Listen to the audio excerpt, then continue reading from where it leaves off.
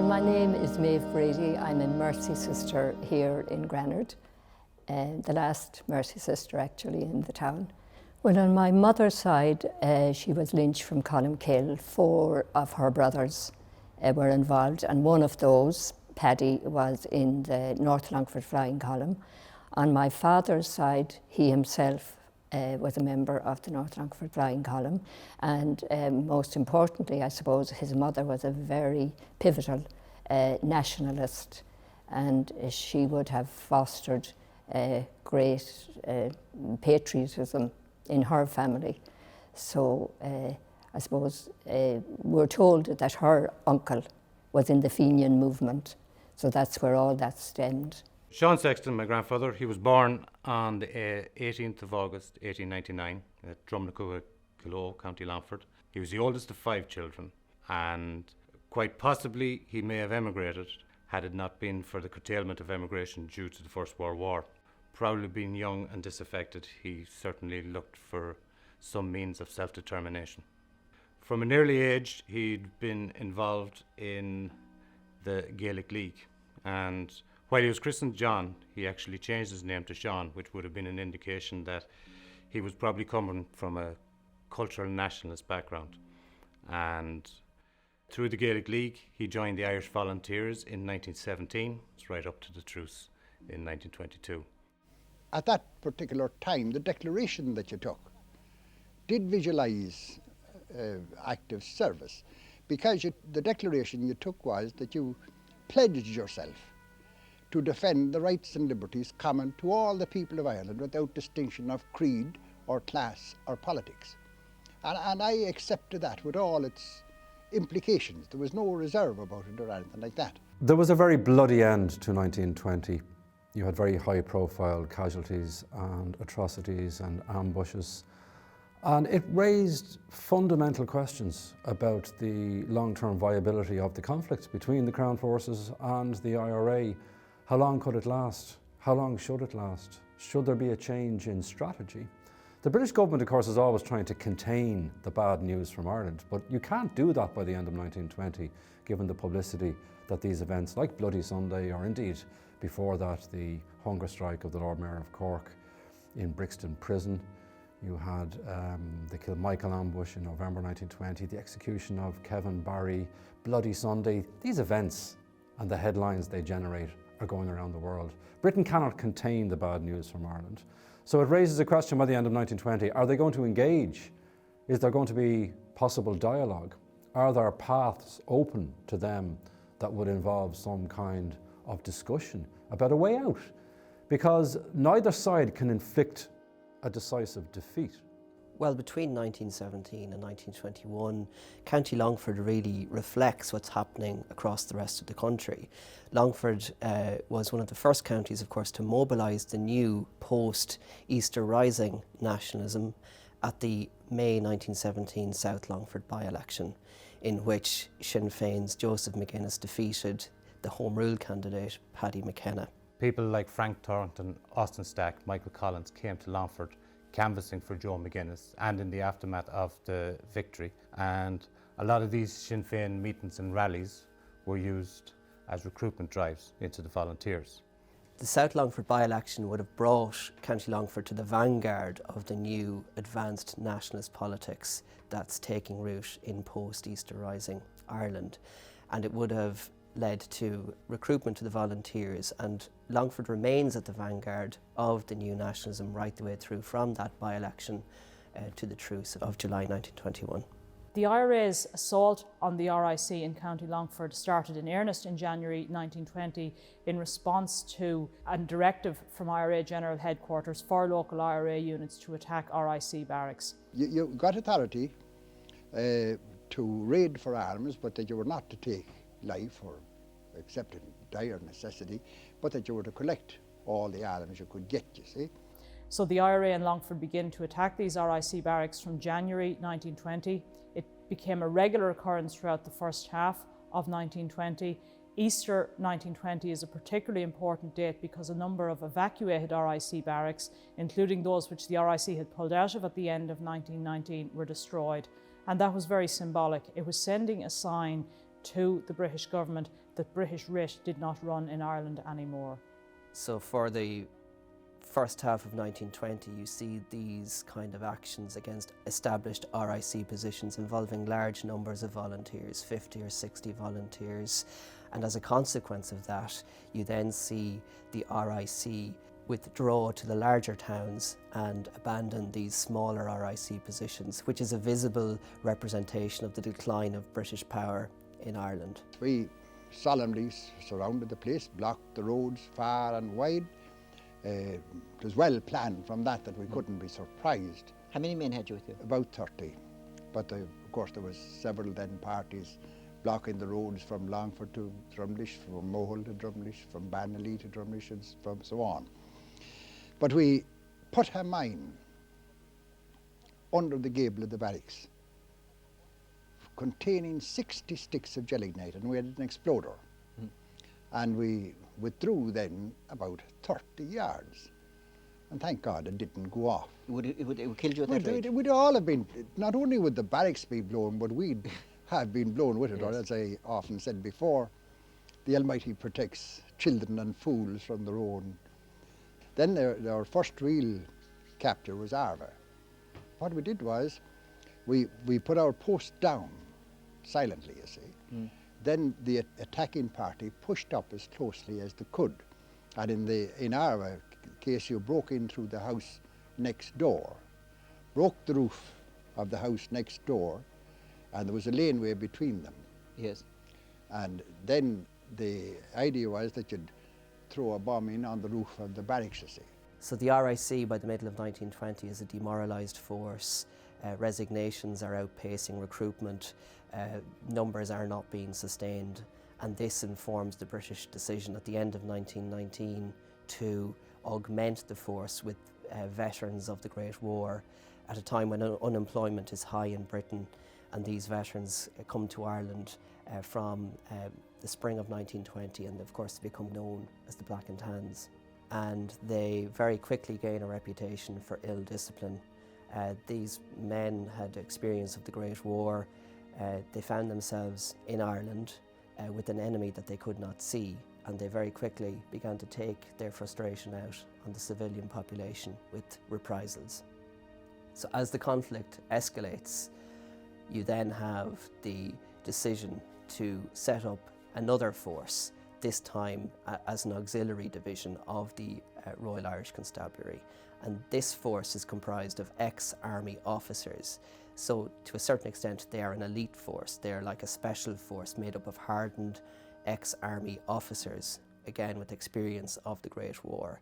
And the auxiliaries were seen as almost invincible by many members of the IRA. After the shooting dead of District Inspector Kelleher, you have the burning of Granard, which follows as a British reprisal against the local population for that killing. Having wreaked their havoc in Granard, then the Black and Tans proceeded to Ballinallee, but the village was very well defended by the IRA Flying Column. And while nobody was killed in that engagement, the so-called Battle of Ballinallee, it's important, not just in the Longford context, but it's an important incident in the wider context of the War of Independence, because it is an example of a local IRA unit, considerably outnumbered, defending successfully a village from attack by the Crown forces. The Crown forces were forced to withdraw, and that was quite a serious humiliation for them, and quite a significant psychological and propaganda victory for the IRA.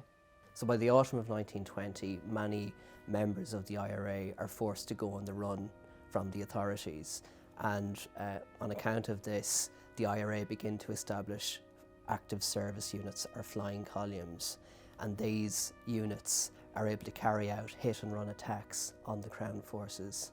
So you move from insurrection to guerrilla warfare.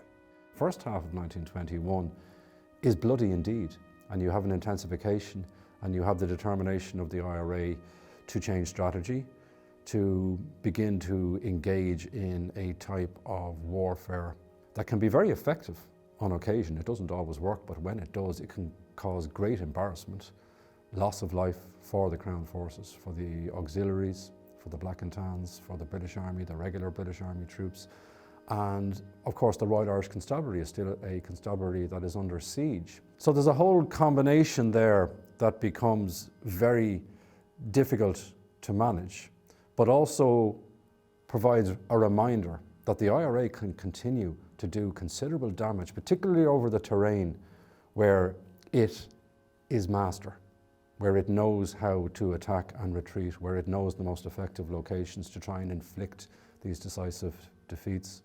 Clonfin was an obvious example of that. The North Longford Flying Column was composed largely of local men from the Ballinolea area. Their average age was about 25. Given the area they grew up on, most of them were from rural farming backgrounds. Many of them had been at school together. They were close neighbours and contemporaries. Many of them were actually related. Tom Brady and J.J. Brady and Pat Cook were all cousins. Sean Sexton and Hugh Howrican were cousins as well. And indeed, many of them had bonds through the GAA. Again, another throwback to culture and nationalism. Paddy Callahan, Mick Kenny and John McDougall had all played for Clonbrony Cameron Rovers in the successful team that won the county championship in 1919. Incidentally, that team was captained by Sean Connolly, who the club is now called after. The Clonfin Ambush is one of the best examples of effective and successful guerrilla warfare during the Irish War of Independence. The site was well chosen. The two Crossley tenders carrying the auxiliaries came round a bend and down a corner and then onto a flat, exposed piece of road, which meant that they were completely exposed to both the mine and to the three different divisions of the Flying Column, who were located on higher ground and shielded by the natural environment. So it's also a very good example of the IRA exploiting the benefit of the natural environment and using their own experience and their own knowledge of the local environment to set a very effective ambush. A mine that had been primed in Mallon's Forge was brought to the site and buried in the road. Paddy Callahan was in charge of exploding the mine. He actually ran the wires through the barrel of an old Queen Anne shotgun that he owned and was very fond of, but he sawed the barrel off it so as to insulate the wires. The mine exploding party were probably in the most perilous position of any of the column members. They were roughly 40 metres from the road, and as the column were in position from early morning, these men could not stand up for fear of detection. So they hunkered down in a low ditch for a period of up to 8, 9, 10 hours. Above this party then, under Hugh Howrican, Seamus Farrell and Pat Cook were in a sandpit. Their role was to give covering fire to the mine exploding party should they need to retreat. And also they had a commanding view of the road from Ballinolea, where they would have held up reinforcements. Sean Duffy was in charge of a group of 9 men located in the fort. The fort had a commanding view of the mine exploding party and the mine exploding position and over the road. Back on the Granard side, there was another group of men in 2 positions under Michael Francis Reynolds. Michael Francis Reynolds was in charge of a group of 4 men in an old quarry overlooking the road with a view of Granard, and immediately down in front of him, Sean Sexton and Larry Geraghty were located at the roadside. This group had 2 important functions. Number 1, to hold up any reinforcements that might have come from Granard, and also to protect the men in the fort from an outflanking manoeuvre. The auxiliaries were sitting ducks from the moment that their first Crossley tender was blown up and they were forced to stop and engage with the IRA. They had nowhere to take cover, and this is something which a number of them refer to in reports of the ambush which they wrote afterwards. The fort now found itself under machine gun fire from the Lewis gun, and Jim Sheeran, who had been a crack shot in the British Army, was able to disable the first Lewis gunner. A second man attempted to man the Lewis gun, and he received the same fate. No other attempt was made to bring the Lewis gun into action after this. The fight endured for roughly 20 minutes to half an hour. Lieutenant Commander Worthington Craven, who was the OC of the auxiliaries, had been injured early in the battle. However, he received another bullet wound in the neck towards the end. And at this point, and once the auxiliaries' ammunition was starting to wane, they signalled their intention to surrender. John McKeown left the fort and went down to the road and received the surrender. During the collection of arms, Seamus Farrell actually found that one of the auxiliaries had concealed a .33 Webley revolver inside his tunic. This was a breach of the surrender. However, though it was a breach of the surrender, Sean McKeown insisted that the men weren't to be touched. It's the chivalry and humanity that Clonfin is remembered for, where Sean McKeown would not allow the auxiliaries to be touched by his men and also tended to their wounds and gave them the undamaged tender as a means of bringing their dead and wounded back to Longford. Then this auxiliary said, our commanding officer wants to speak to you. So I walked. I said, where is he? So he brought me down. And this very fine looking man was lying on the side of the road. And he asked me what I was going to do with his fellas. And I said, if you reverse the positions, what will you do?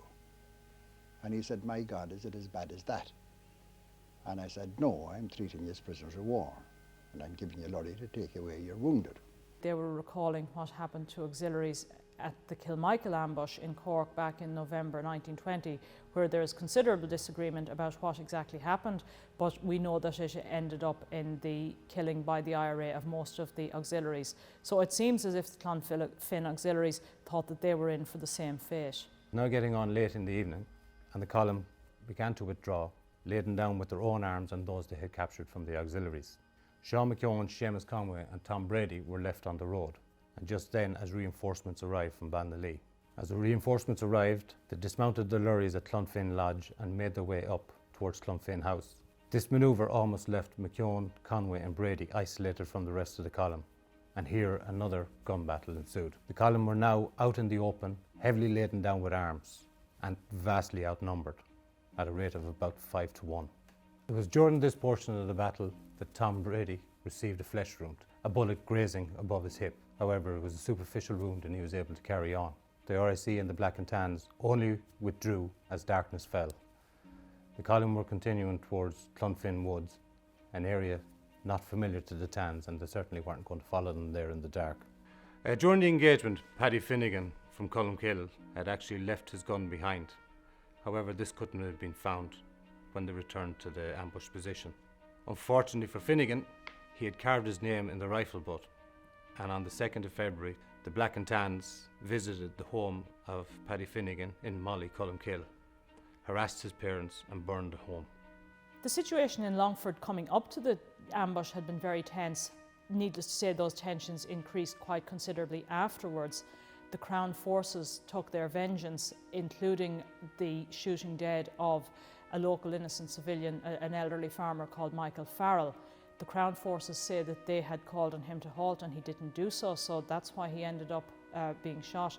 Locals would say he was deaf and he never heard them, but he certainly is one of a number of innocent civilians who lost their lives during this conflict. But the Crown forces also started to tighten the ring around Republican suspects.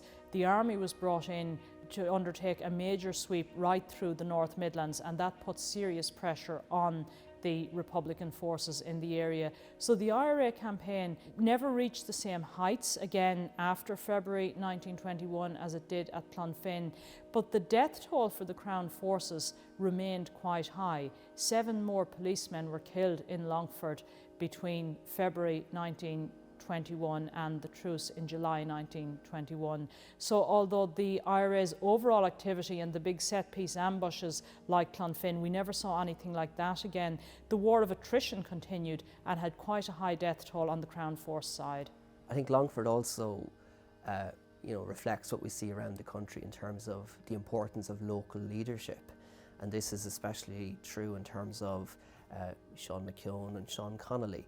And you see how that vacuum of leadership after March 1921 affects the activity of the North Longford Flying Column. Obviously you have McKeown's shooting and arrest at Mullingar train station in March 1921, and subsequently, while on active service in Leitrim, Sean Connolly is killed by the Crown forces at Selton Hill on the 11th of March 1921. And these are really devastating blows for the volunteers in County Longford.